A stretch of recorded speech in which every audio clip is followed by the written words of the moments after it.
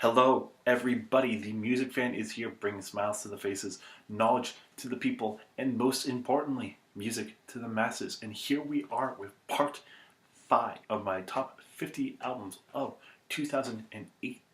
If you've been watching all these so far, thank you so much. There's a lot of material that I've gone over, but I hope you've enjoyed every single moment of it.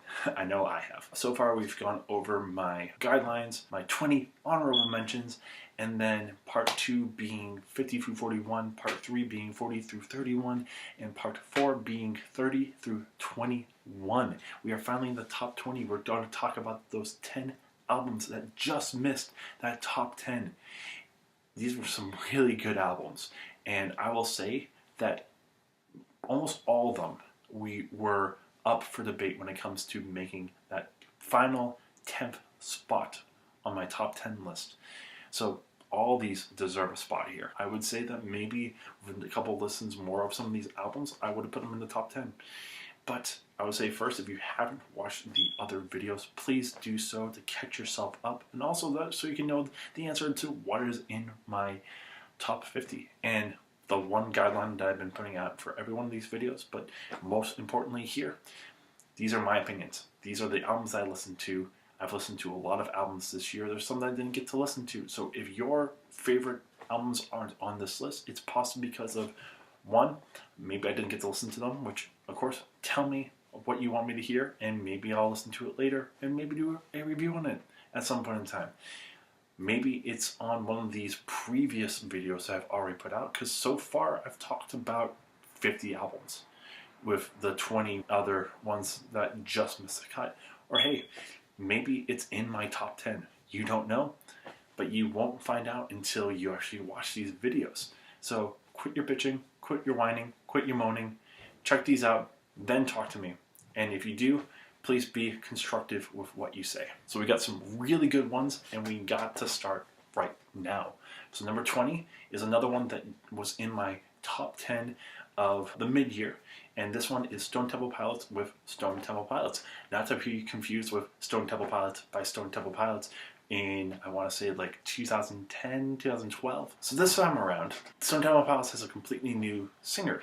You know, since Scott Weiland has passed away, Chester Bennington has also passed. Jeff Gutt is the new singer. He was on the X Factor, fantastic rock singer, and he replicates Scott Weiland's sound so well. It's almost a mirror image at times, if not a better singer, but he embodies that sound so well, and it lets for the Leo brothers and the rest of the band to be able to do what they've already done without changing the sound, and it makes for some fantastic pieces. You got some of those more jazzy songs with The Art of Letting Go or Reds and Blues. There's a lot of really nice rock ballads with some jazzy material. There's also some heavy-hitting songs with some really interesting time changes. The first song on the album does that. It harkens back to what Stone Temple Pilots has done in the past so well. The singles are great. Roll Me Under is a highlight where Jeff Gutt gets to show off his voice so well. It does Stone Temple Pilots the way that Stone Temple ballads have been meant to be done over the last decade. It doesn't touch necessarily Core or Purple or Tiny Songs from the Bank and Gift Shop, because those are some of my favorite albums, but it's right in the middle. I would say it's the 4th best album after those 3 masterpieces. If you've missed Stone Temple Pilots, if you thought Shangri-La-Dee-Da was meh, or number 4 was not great, or even the Stone Temple Pilots before Scott Weiland passed, this is fantastic, and I would love to see what else they can do from here. Maybe they'll put out something just as good as Purple or Core. Who knows? Number 19, we have 21 Pilots with Trench. Now, I love 21 Pilots' album Vessel. Fantastic album. Easily one of my favorite albums of that year, and one that I keep going to when I think of 21 Pilots. Blurry Face is a little bit more all over the place in terms of sound. They were trying to do something a little bit more mature, but also something a little bit too laid back and fun.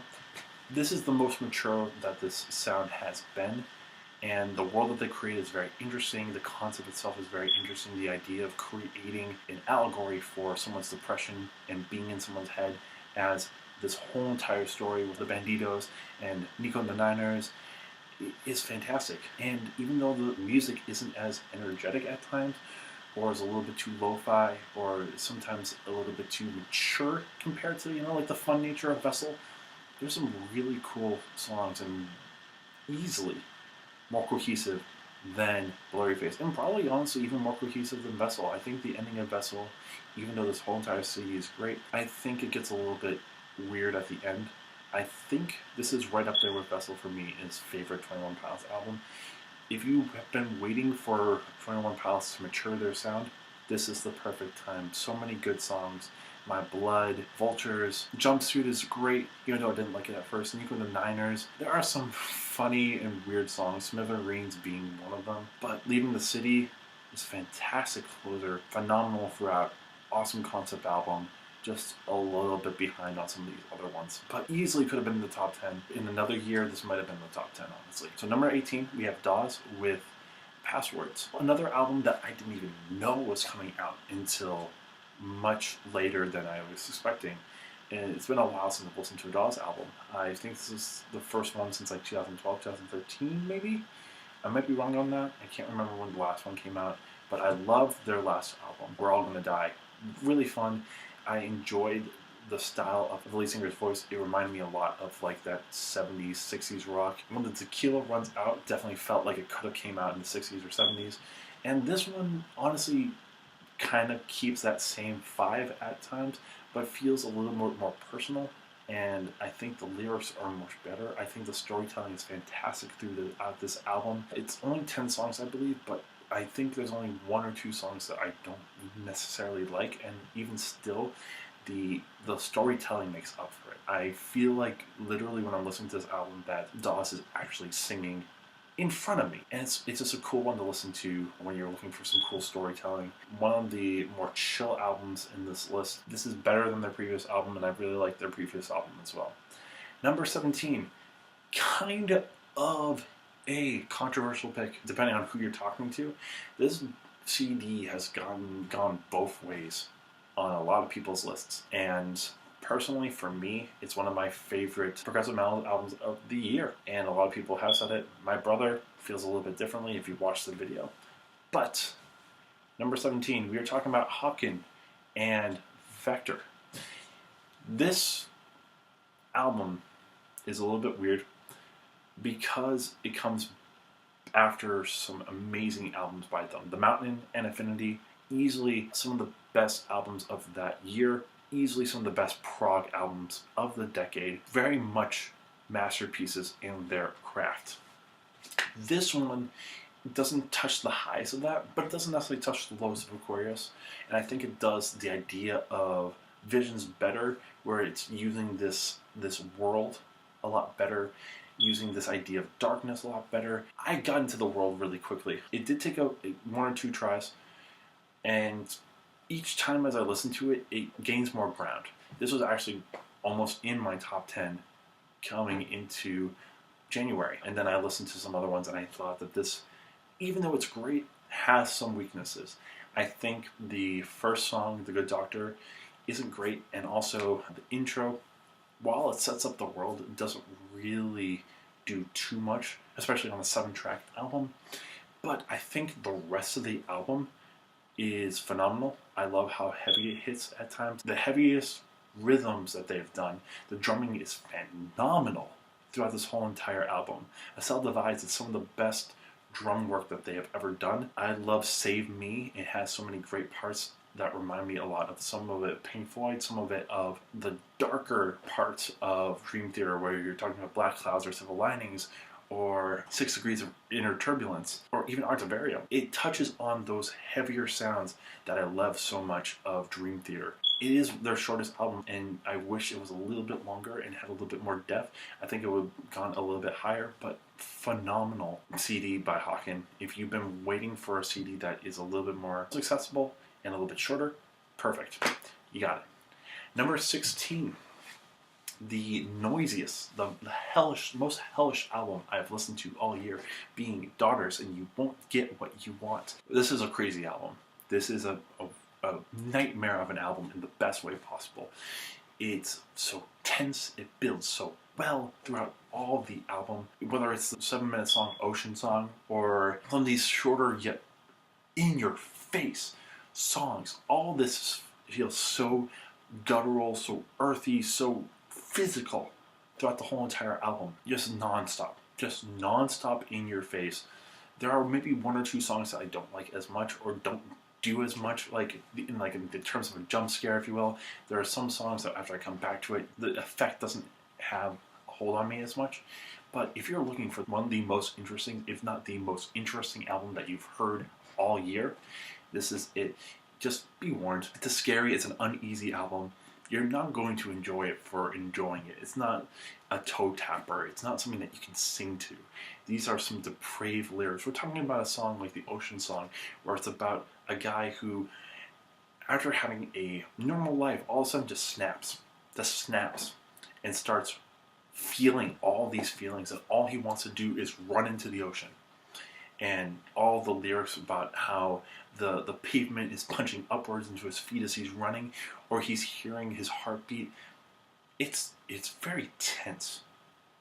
But if you like that, this is double any of the length of any of the Daughters albums, and for good reason. Fantastic. It was almost in my top 10 as well. Fantastic album. It's just not the most approachable, and I think there are 15 better and ones that have hit me a little bit harder than this particular album.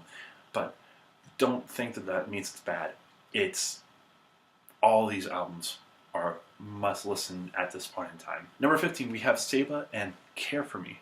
Now Seba, or as he's also known as Taj Malik Chandler, is a rapper that I had not heard of until this year. He has done some other work before, but he is known for working with Chance the Rapper, and I, on a whim, listened to this album after the aggregate came out. Didn't really think much of it at going into it, but as the end of the album comes in, it grabbed me so much more that I listened to it again and I was like, holy shit, this is actually a really, really good album. How I can describe it, I'm not the biggest of a rap expert, so this might be the right comparison, and if you have a better comparison, please let me know. But I hear the flow of a little bit of Chance the Rapper, in terms of mellowness, but I also hear the storytelling of Kendrick Lamar. Not to say that he does it better than either of these people, but this album works so well for me because it is a concept album. Most of these songs are talking about the death of his cousin that comes to a head at the second to last song, being Prom/King, a fantastic song that changes throughout the whole entire song, where it's talking about his high school years when he's going to the prom and, getting to know his cousin and finding out that they kind of live in two different lives, where he lives more of a more privileged life while his cousin is less well off. As he's getting better and as he's getting his music career going, the cousin's life goes separate ways and eventually is taken from him. And as the song goes on, the style of music changes and it keeps getting more tense and gets more fast paced as he's finding out that his cousin has passed. Throughout this whole entire album, all these songs kind of have something to do with his cousin or thoughts about that, heading up to that second to last song, and then Heaven All Around Me being this closer that feels like could have been on the Chance the Rapper CD. I love the more jazzy R&B feel of a lot of these songs, especially on Calligraphy. The piano is phenomenal. I love Lock Out with Chance the Rapper. The chorus is really fun. Gray is a really cool one as well. I will say that the beginning of the album doesn't work as well, but the last 5 songs, Smile, which feels like something off of Damn, honestly. If only the beginning half was a little bit better, this would have easily been in my top 10. And again, this is one that I didn't get to listen to as much. If I listened to it more, I may have put it in my top 10. But fantastic debut from Saba, and I would love to see what else this guy does. Number 14, we have Lindsay Jordan, better known as Snail Mail, with her CD, Lush. An awesome indie rock album. Her voice is not necessarily her strong suit, but I do like her tone. What has drawn me through this album is the guitar work throughout the whole entire album. Not one song that isn't interesting in terms of guitar work. The only thing is, again, this is another one that I didn't get to listen to as much. It was at one point in my top 10 after listening to it, but I can't put it in my top 10 because I haven't listened to it enough. But fantastic debut album from this artist, and I would love to hear more. But it is not my favorite indie rock album of the year, because right after that we got Lucy Dacus at number 13 with Historian. Like I said, she was coming back Told you guys. Lucy Dacus does all things that Snail Mail does, but hits a little bit harder. Her voice is so good. So good. So full of energy. So full of emotion. I love every single song on this album. It hits so hard from Night Shift to Historian all the way back. No bad song in this album. If I had listened to it more, it probably would have been in my top 10. But just missed out. Fantastic indie rock album. Need to be listened to if you haven't listened to it already. Number 12, we have Crissy and the Queens with Chris. Someone that I've never heard of until this particular album. I'm going to mess this up, even though I speak French. Elodie Natassier, don't even know if I got that right, is the main focus of this band, where she's known as Crissy and the Queens, or Chris. This is a fantastic electronic 80s vibe album that every song feels incredible. I can't think of one bad song on here. It feels honestly a combination of Florence and the Machine and Churches in a way, where it has this 80s electronic vibe, but Chrissy's voice is so well. It even sometimes feels a little bit Michael Jackson-ish at times. Not in the sense of what he can do, but just in the tone on some songs. And I can't think of one bad song on this album. This is one that I was not expecting to like and thoroughly enjoyed it. It's another one that I didn't get to listen to as much, which is why it's only number 12. And number 11, and the second best jazz album of this year. I am talking about Kumasi Washington and his album Heaven and Earth. Kumasi Washington, if you haven't heard of him, he's worked with a lot of different people. Most notably, he was on Kendrick Lamar's To Pimp a Butterfly, a fantastic album, one that I definitely need to listen to again, that got critical reviews. He put out an album a couple of years ago called The Epic, which was a 3 CD, about 3 hours worth of material, which was amazing. And he's come back with Heaven and Earth, and he also had an EP as well with The Choice. I didn't get to listen to The Choice, so I'm not including this in there. This CD is almost 2.5 hours worth of material, and each one, Heaven and Earth, incredible straightforward jazz, some modal stuff, but Kumasi Washington, fantastic soloist, fantastic arranger. And not one of these songs on this album feels out of place, even though they are very long. We're talking about 16 tracks and almost 2.5 hours worth of music, where the average song is about 9 minutes in length, and the shortest song on this album is just under 6 minutes. We're talking about a lot of depth. There is a distinct feel difference in Earth and Heaven. Earth is more of your straightforward jazz. Heaven has a little bit more of electronic work in it, even a song with vocals that has autotune on it. I can't think of one bad song on this album. The only reason why it's number 11, honestly, is because of the length. Even though every song is great, I had a problem the first time around listening to it because I got just fatigue from it. And the second time I listened to it, I took it in chunks and enjoyed it much more. So as a whole entire album listening experience, it's really hard for me to listen to them back to back, and that's the only reason why it's number 11. In terms of like some of these other ones on my top 10, I think Kumasi Washington has some of the best music. It could have easily been in the top 5 if it was condensed. I would love to see what he could have done with just one album, maybe an hour and a half length, and his 10 best songs, and see what he could have done there. If that happened, I guarantee you this would have been in the top 5. If not, top 3. It could have been the best album of the year. But for me, it's a little bit too long, and I think for a lot of people, it's not as accessible. Hence, why it's only number 11. But hell, if that's number 11, you damn well know that these top 10 are going to be incredible. So, next 5 parts are going to be that with my special guest. But I won't tell you it until tomorrow. And for you to see that, you have to do a couple of things. First off, if you like any of the albums in this list of 10, give this video a like. Let me know what your favorite or least favorite albums of 2018 were. Share this with your friends if you think they would find this interesting.